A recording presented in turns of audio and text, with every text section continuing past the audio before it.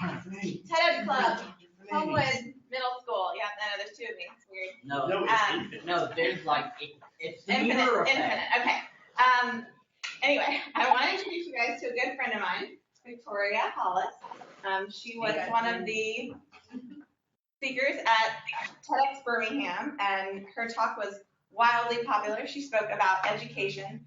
So she's here today to talk to you all about the club meeting, about goofs, gabs, kinks, and crossroads, to talk to you about her process of going from a written talk, which most of you guys are about there, you have almost your whole talks written, to all the way to the final product, going out on stage and delivering the talk. So I'm going to go ahead and, well, I'm not going to turn it over to her. Do you want to have the kids introduce themselves? Yeah, I think that'd be wise. Let's have them introduce themselves to each other. So, Drew Middle School, are you all ready to introduce yourselves too? Yeah, I guess so. Okay, I'm going to turn the camera to my kids, and they'll just basically tell you their name and what their talk is about. Just your name and what your talk is about. We can introduce each other. Okay. Not tell our name. Let's start with Eliza. My name is Eliza Angelo, and my talk is about popularity in middle school and how it affects you in your life.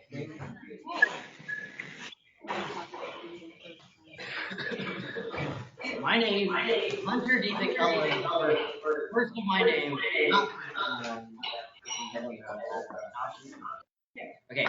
And my talk is about how people are more afraid to break a law because of how people will view them for breaking that law than the actual consequences of breaking that law. And here's Noah. Well, hello everybody. They call me Noah Gentry, and my talk is about nostalgia, how we can use it, why does it exist, and yeah, just to learn more about it. Here's Catherine. Hi, I'm Catherine. My talk is about, is it possible to graft animal DNA to humans? So could we become part cat or part dog or part elephant or something? And this is Franz. Hi, I'm Franz Mercado, and my talk's about dark energy and if we can use it as our own energy. All right, so that's my club. All right, great. Thanks, Dylan. Eric, your turn. All right. I'm Eric Herod. I'm the gifted resource teacher at Drew Middle School, and I'm going to throw it over. Go ahead and stand up. Can you see her over here?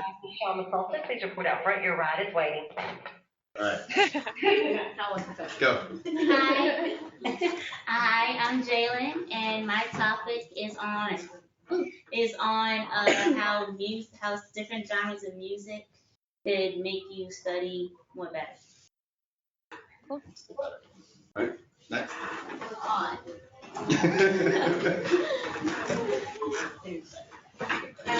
I'm Taylor.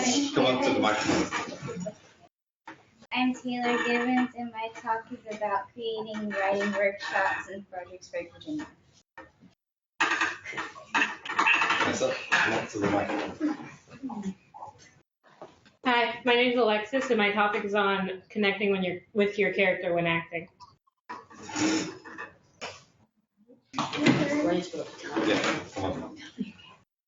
Hi, I'm Asa M, and my topic is about if you change something small in the past, how it would affect the future.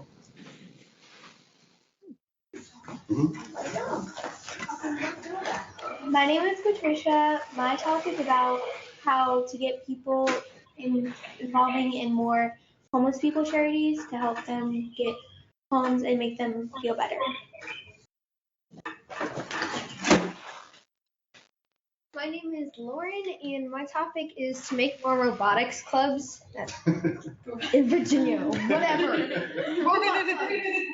Hashtag robotics.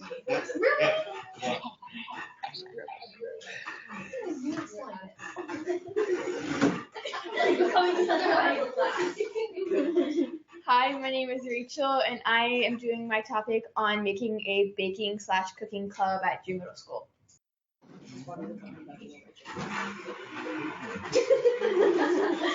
Hi, my name is Catherine, and my project on is being able to read faster and comprehending what we're reading. Next. Oh. I think that's Sophia. My name is Sophia, and my talk is on my favorite animal, pandas.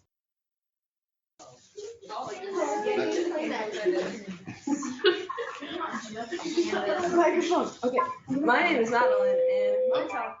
Mr. Habershaw, please call the front office.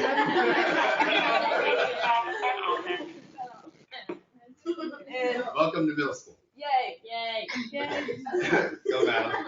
And my talk is on how to take something every day and turn it into something useful.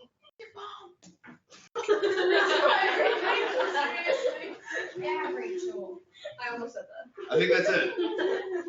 Very cool. Great. We got some like claps over here and snaps for some of those. Kids like them. Follow your dreams and acting. All right. Okay. And we I'm gonna go ahead and now, I think hopefully our announcements are dwindling and every kid's been picked up from school. I'm gonna turn it over now to Victoria to tell us about her process. great. Thanks. Alrighty guys, so I'm here to tell you today that public speaking is something that you actually can learn. I started off as someone who was extremely intimidated by the idea of doing a TEDx talk, and I actually made myself do it as part of this strange personal journey that I embarked on last year called the Year of New Things. I decided I was going to try to do things that I'd never done before, and that I wasn't sure that I was going to be good at, and push myself to learn that process. And applying to be a speaker at TEDx Birmingham was one of those new things that I decided to do. So when I got accepted, I was sort of overwhelmed by the idea of it and really didn't know how to approach it. But I spent a lot of time drafting. And where are you guys in the process? Drafting. So are you on your first draft? Just a second. How many drafts do you think you'll have? More than two. More than two? I'm already on the same. Yeah, I actually had so many drafts of my TED Talk that I had to start labeling them by date, so I knew when I had made specific edits to that sort of thing. And I was still making edits up until a week before, which was really terrifying to me. But the sort of things that you have to consider when you get to the point where you know kind of what your topic is going to be about. It is never too early to start practicing in front of a live audience. That was probably something that I wish I had done earlier, because I wanted to have my talk memorized before I started practicing, thinking that it would be harder to have memorized something and then start making edits. And really, I didn't realize that I even continued to make edits after I had practiced it to the point of memorization. So how many of you guys have started practicing in front of each other? Have you guys done that in this space yet, or no? Okay. When do you guys actually take them? In May. Soon. In May. Okay, so you guys have a couple weeks. So I think the first thing that I would say is, start practicing as soon as possible. Have you guys ever done a public speaking engagement? Yeah. No. Where have you done something? Lots of places. Yeah. Juna, for one thing. Okay. I've done that every year. Spoke at church.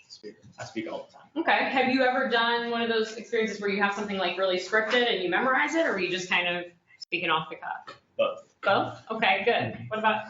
I've given a bunch of speeches in the past few years that are TSA conferences.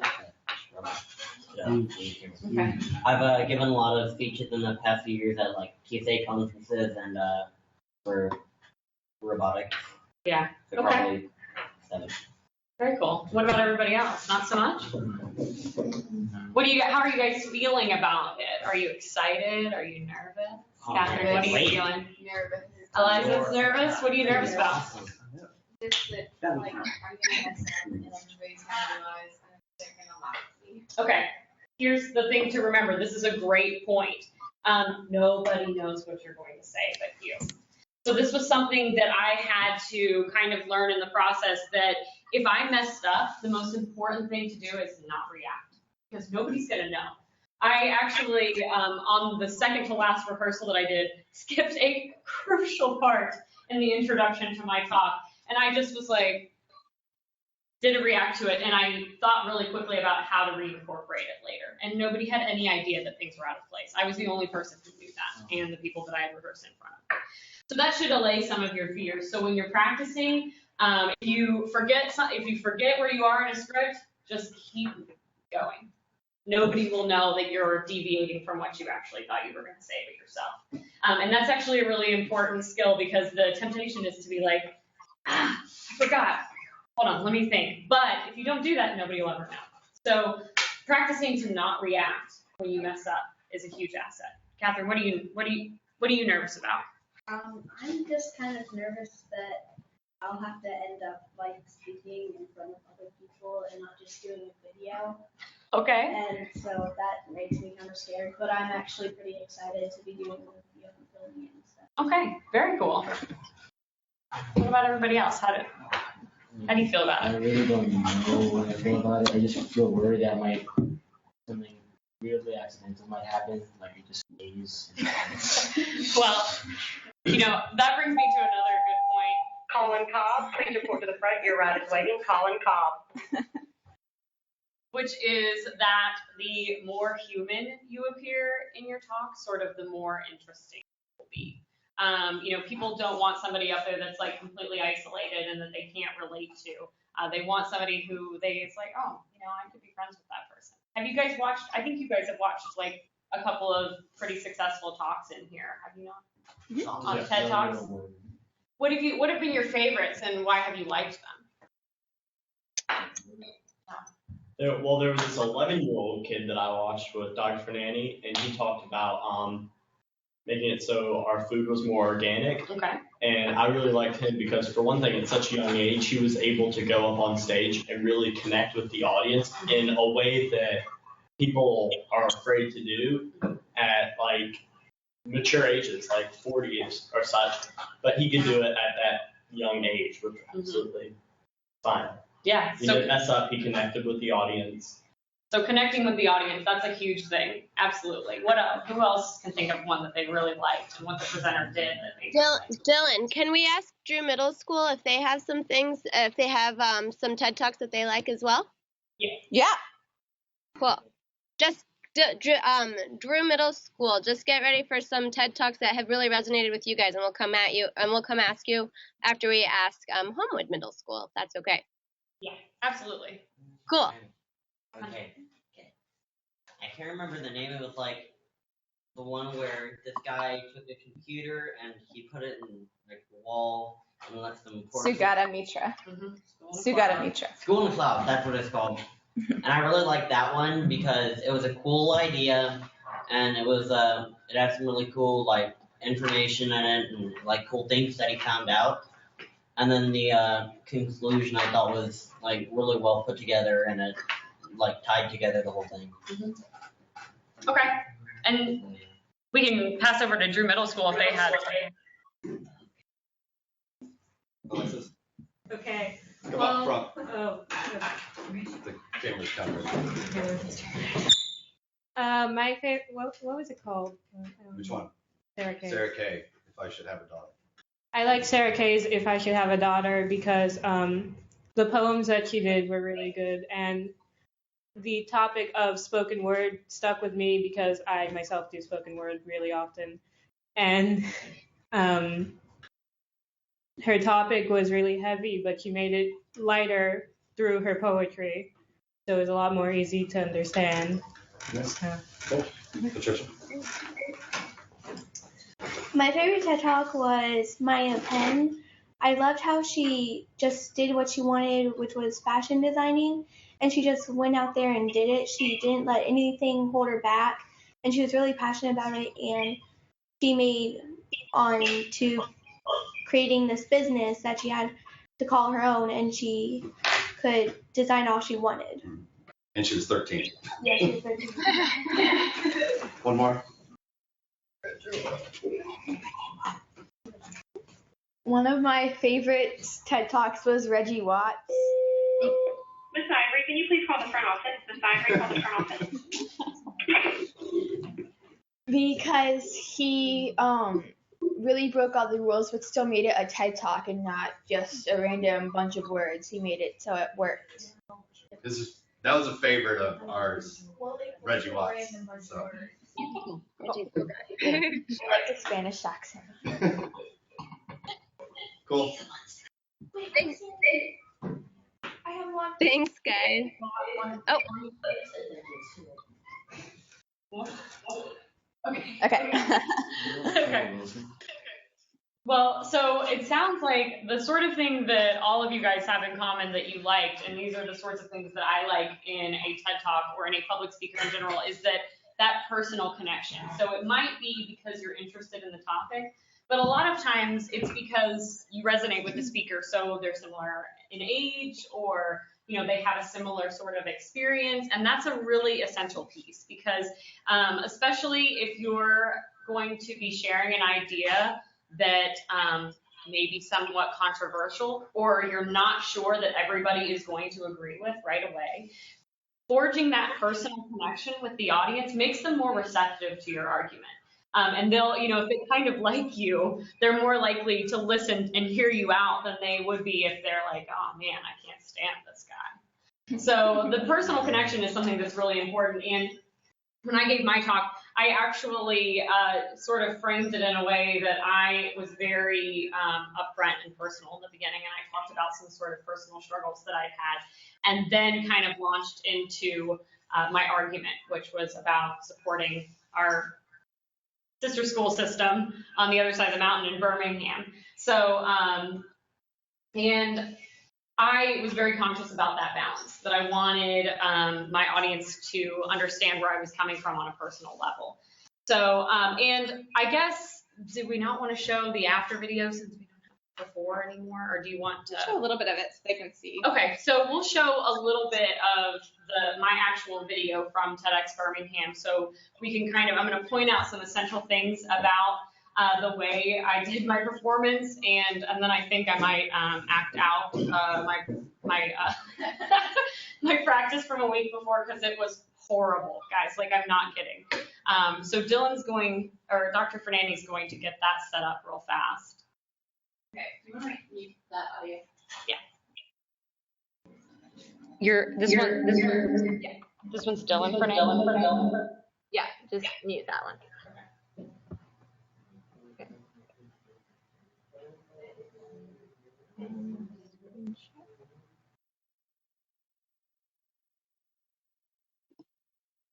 Oh. So fair.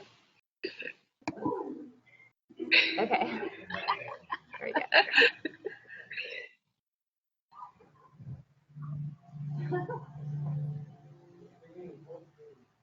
Okay, sorry.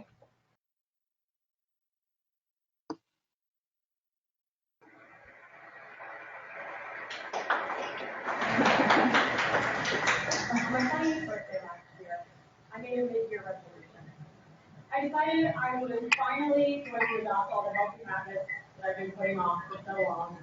Promise I've been making myself for several years now. But what made this year different was that it started as a very generic self-improvement plan, slowly morphed into something I've been calling the year of new things. It's a personal challenge, largely defined by a very conscious decision on my part to do things that I'm not sure that I'm going to do well. The unexpected consequence of this has been that I'm becoming really comfortable with failure. So if you follow me on Twitter, you're likely to read the chronicles of my awkward life that read something like, talk about the pace, check, hashtag year of new things, or hard to believe I've been so productive today, considering I started this morning by accidentally drinking sour almond milk. The mental endeavor of the year of new things has been a revelation for me. 4 years ago, I was a small town bartender with 3 college degrees, and I was suffering from crippling pain. Terrified to go to work, to eat, fall asleep. I curled in on myself almost completely, paralyzed by a fog that didn't just last minutes or hours, but sometimes days, weeks, or even months at a time. The physical toll of this period of time on my body was so intense and so pervasive that when I finally came to understand and cope with my condition, I actually had to retrain myself how to breathe normally. Because over the course of so many fear-filled months, I had acquired the habit of inhaling so deeply that I was constantly hyperventilating and I was exhausted. My move to Birmingham. Okay.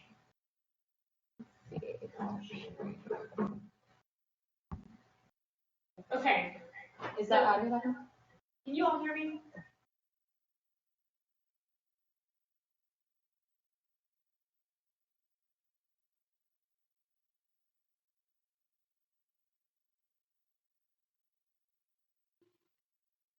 Dylan, I think both computers. I think both computers are muted. There we go.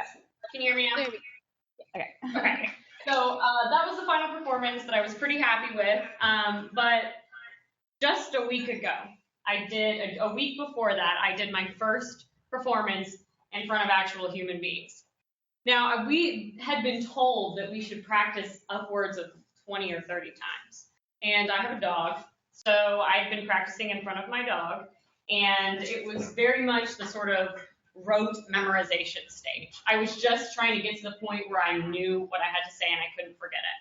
But the thing about performing in front of a dog, while you get used to the process of actually saying something out loud, the dog doesn't give you any feedback. So when I had my first practice in front of live people, it looked something like this. On my 29th birthday last year, I made a mid-year resolution. I decided I was finally going to stop doing all those things that I'd wanted to stop doing before and start changing my life for the better. What made this year different was something called the Year of New Things. Okay, hold on. I remember where I was. Okay, so this Year of New Things was a challenge that was largely characterized by the idea that I would do things that I wasn't sure I was going to do before. So, for example, if you follow me on Twitter, you might see a series of tweets that look something like, shock about the face, check, hashtag Year of New Things, or hard to believe I've been so productive today, considering I started this morning accidentally drinking sour almond milk. The mental endeavor of the Year of New Things was a revelation for me. 3 years ago, I was a small-town bartender with 3 college degrees, and I was suffering from crippling panic attacks. Terrified to go to work, to eat. You get the idea. So what is the difference between those two presentations? No. Well, first of all, in the video, you're looking towards the audience. You're engaged with the audience. You're not, and then like what you just did now, you're just like rambling on, trying to remember what it was that you wrote down, and you're not like connecting, trying to like get your message through. Absolutely. What did you notice, Kathy? You're pacing and you're doing exactly what you told us not to do. You're making mistakes and you're showing that you're making mistakes. You're like, oh, what I say? Oh, right, that's right. Yeah, absolutely. Anybody at Drew Middle School want to comment on the differences? Yeah. So don't pace. You were sort of stopping whenever you couldn't think of something instead of just sort of trying to carry it on with like small talk. Yeah. Absolutely. You were just talking really fast and acting like you were nervous. You could show everybody that you were nervous, and you weren't really connecting with anybody. Yeah. Anybody else? Hmm? The sentences were choppy. She said the sentences were choppy. Yep. What else? Anybody? Who else? Hunter? Oh yeah, you're really rushed. Yeah. Okay, so in general, Dylan, do you mind switching over to the tab where Matthew gave me that feedback? So this was the first, like I said, this was the first time a week beforehand that I had actually rehearsed in front of real people. And when I watched the rehearsal back, I was kind of, at first I was like, well, that wasn't so bad. And then I got this feedback from the folks who were doing the TEDx organizing, and look at what they're saying. It's exactly what you guys did. Your pace was very fast. It makes it sound scripted, and it doesn't give the audience any time to think about what you just said. Slow down, incorporate strategic pauses, and emphasize important words or phrases. So pacing is huge because, one, if you talk conversationally, you're not speed talking. And you're giving time for the audience to digest what you have to say. So that's kind of what we meant about incorporate strategic pauses. One of the critical things that I talk about in those first couple of paragraphs is the fact that I used to have these panic attacks. And in my rehearsal, I just kind of flew through it. And it's a pretty significant thing for me to share with the audience, and I didn't give them any time to digest it. And it kind of like minimized the importance of that. Now, the other thing about slowing down that I found really beneficial for me to think about was I was so nervous about forgetting what I had to say. But if you've got strategic pauses in there anyway, if you wait an extra second, people aren't going to notice. So when I'm speed talking, you notice a single second. But if I'm kind of pacing, and I'm talking slowly and I'm giving you time to digest, what you don't know is that I'm already thinking about what I have to say next. But I'm giving myself enough time for that process to take place naturally. So that being said, if you do kind of forget stuff and you need an extra second to recover, that pause isn't going to be as noticeable if you're pausing anyway. So the other thing, and I know Michelle on Monday mentioned this to you guys, is work on body position movement. So, when we're in this sort of setting where I'm in front of you guys, I'm going to be moving around anyway. But if you notice on the camera, I was kind of standing in one place, and I shifted this way, and I shifted this way, but I wasn't pacing all over the place. And that has a lot to do with the videotaping of it. If you want to kind of stand straight, or else your viewers are going to get seasick. So, and then you look a little bit more nervous when you're pacing back and forth. So standing still shows that you're confident and that you know what you're doing. And then I sounded very formal. Work on speaking more casually, use contractions and common language. This is where rehearsing and practicing comes in, because if in the memorization process, you will get to a point where you know your script word for word. And you want to jump a little bit past that. Because when you're doing it word for word, people will realize that. They'll know. They can tell that you're scripting it. But if you actually keep pushing past the point of where you know it word for word and continue to rehearse it, you'll actually kind of get to the point where you're improvising. So my final presentation at TEDx was like, well, not completely different, but language-wise, it had very subtle casual differences in the way I said it, because I knew what I wanted to say.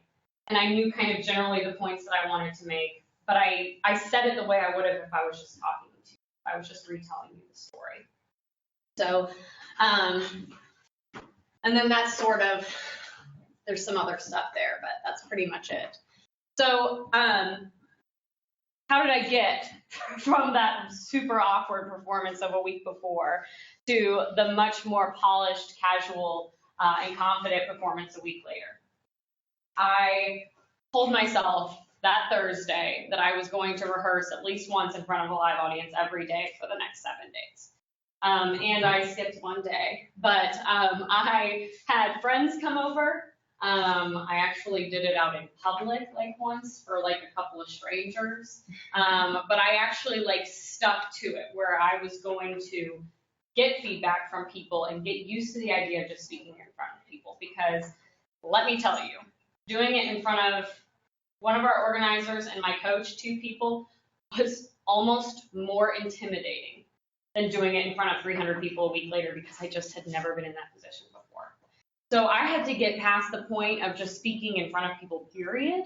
And once I became comfortable with that, the move from 2 people to 300 was surprisingly easy. It was not as intimidating. Now, granted, was I extremely nervous the day of? Yes.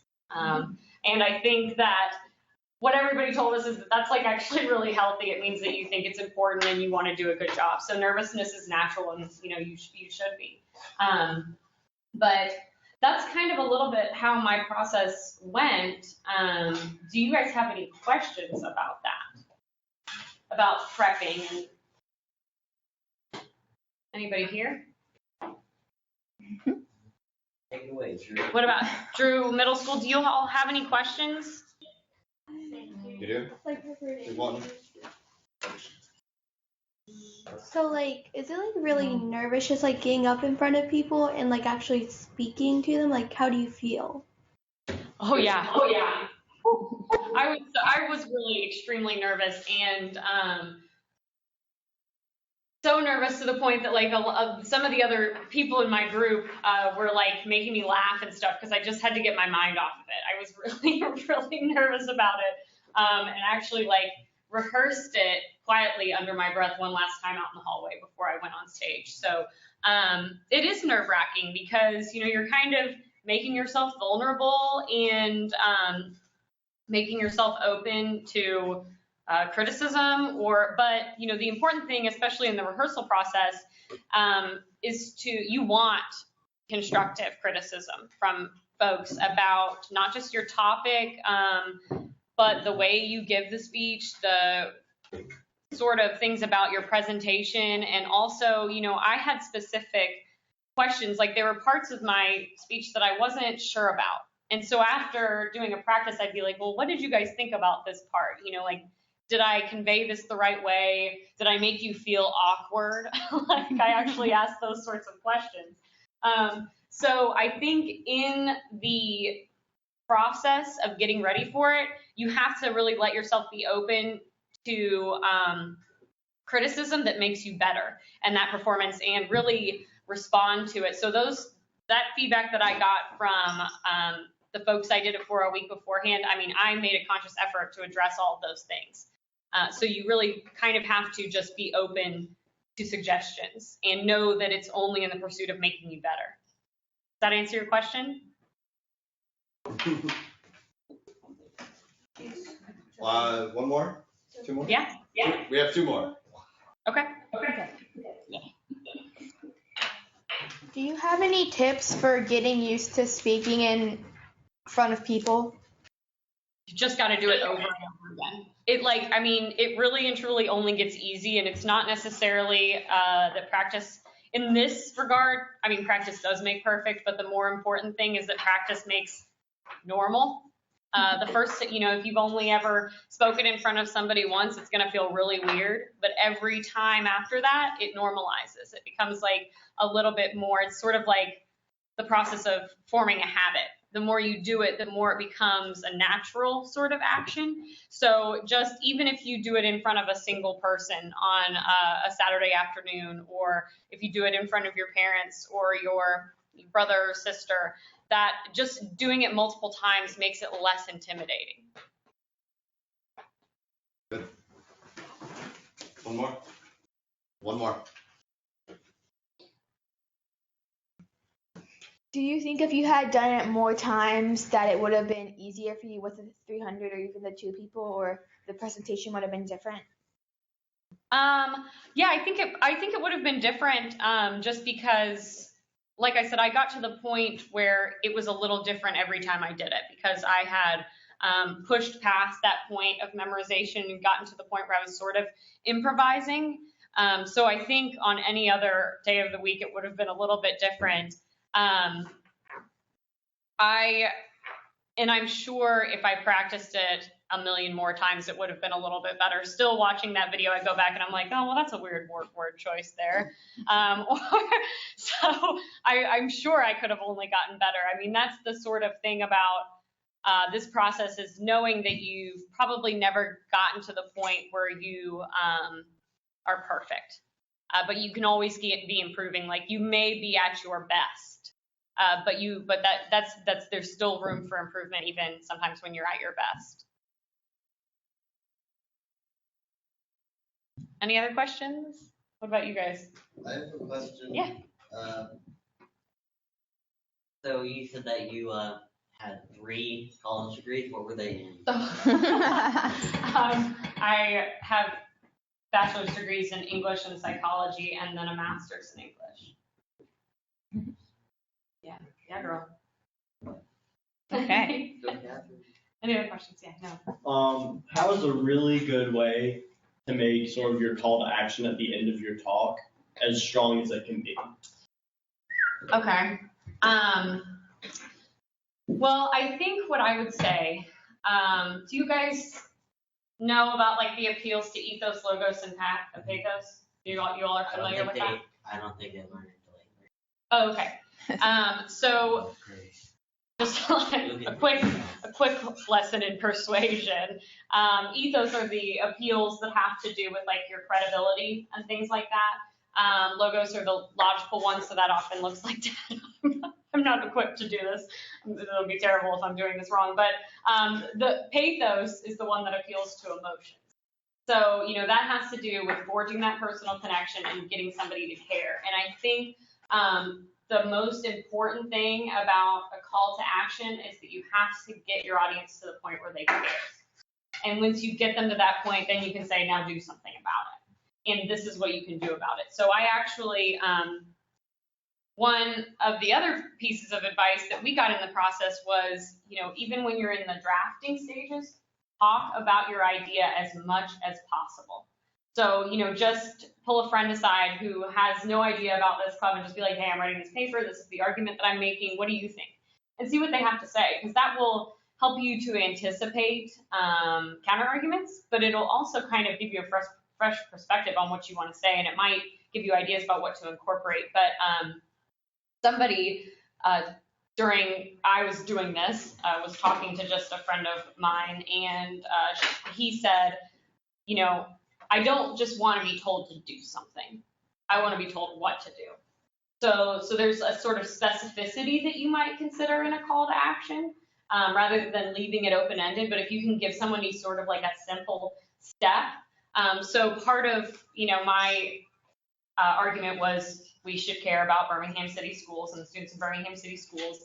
And like a very simple thing that I said was, if you don't know anything about Birmingham City schools, just walk inside one, talk to a student. Like, it's a very simple step, but that was part of my call to action. Like, here's something you can do to get partway there. So there's a level of specificity, and that makes it easier for people to kind of want to do what you're asking them to do if they know exactly what it is and they don't have to think about it. Any other questions? I have a question for Drew Middle School. Yeah. Where are you guys located? We are in Fredericksburg, Virginia. Oh, cool. Alabama. Heart of the South. We're about 45 minutes north of Richmond. And an hour away from DC. That it's more than an hour if there's bad traffic. That's right. Well, it's an hour on a great day. There is no good days. Good days when there's good days. It's bad days. Okay. Another We're talking question about traffic. Drew Middle School. Do you guys have a robotics team there? Like, for best? Not a clue. No, we do not.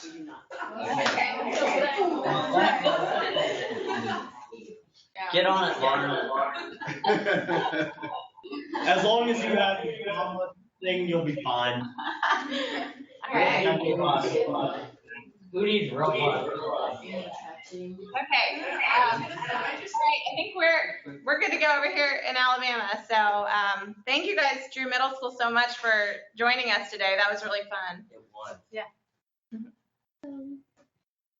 I had to call. Bye, thank you. Bye.